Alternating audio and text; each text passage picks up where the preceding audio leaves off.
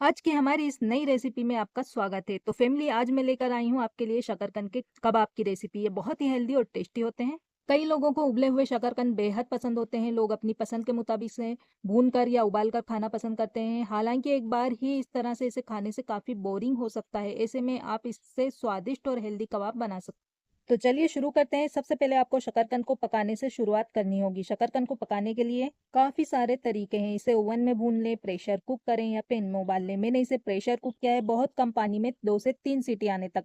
फिर इन्हें ठंडा कर लें। एक बार जब ये पक जाए तो शकरकंद को हम छील लेंगे।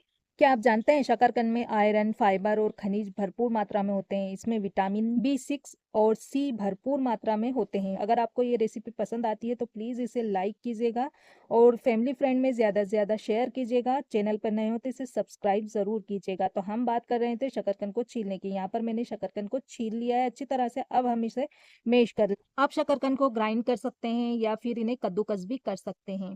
तो इन्हें मैंने अच्छी तरह से मैश कर लिया है। एक बार जब ये मेक श्योर हो जाए कि शकरकंद चिकने मैश हो गए हैं, इसमें छोटे-छोटे टुकड़े नहीं हैं, तब इसमें हम डालेंगे 4 टीस्पून भरकर अरारोट पाउडर।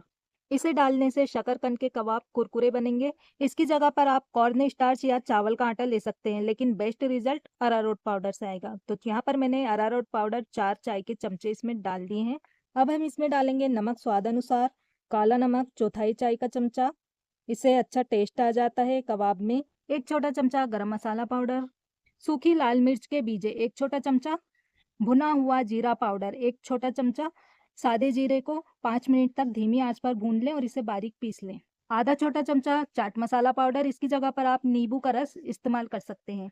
साथ में इसमें हम डालेंगे 2 हरी मिर्च बारीक बारीक चॉप करके, बारीक चॉप किया हुआ हरा धनिया, ये मेरा छाया में सुखाया हुआ है, आप फ्रेश धनिया इस्तेमाल कीजिएगा। और बारीक बारीक चॉप किया हुआ थोड़ा सा मिंट, पुदीने की पत्तियां डालकर इसे अच्छी तरह से मिला लें। अरारोट पाउडर एक कुदरती गाढ़ापन एजेंट है जो शकरकंद के मिक्सचर को एक साथ रखने में मदद करता है, जिससे कटलेट को टूटने से बचाता है।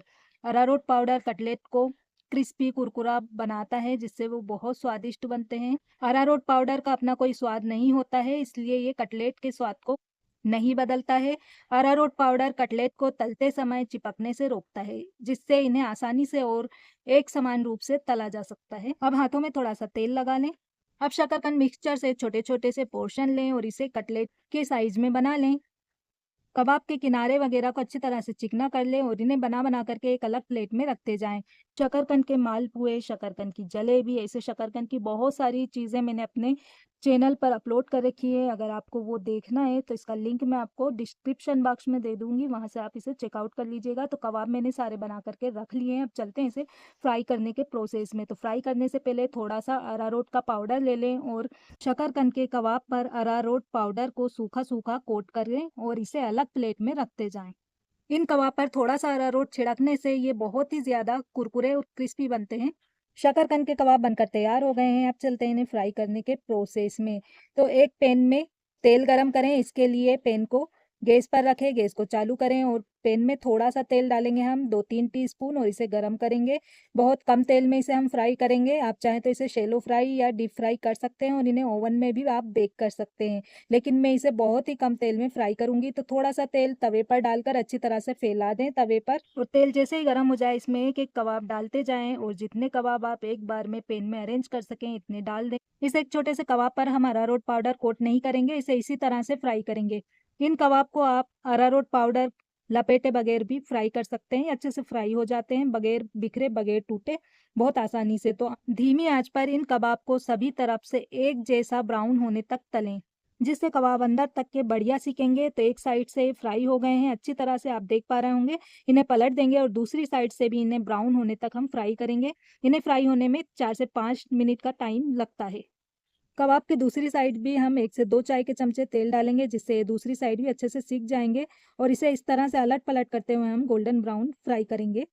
तो आप देख पा रहे होंगे कबाब पर अच्छा-सा कलर आ गया है, बहुत अच्छी तरह से फ्राई हो गए हैं। इन्हें हम एक प्लेट में निकाल लेंगे और इसी तरह से बाकी के कबाब को भी फ्राई कर लेंगे। अपनी चॉइस के मुताबिक आप चाहें तो इस पर सर्व करने से पहले चाट मसाला पाउडर छिड़क सकते हैं या फिर अपनी पसंदीदा डिप के साथ इसे गरमा-गर्म सर्व करें या फिर टमाटर सॉस या किसी भी तरह की चटनी के साथ आप इसे खा सकते हैं। खाने में बहुत लज़ीज़ लगते हैं।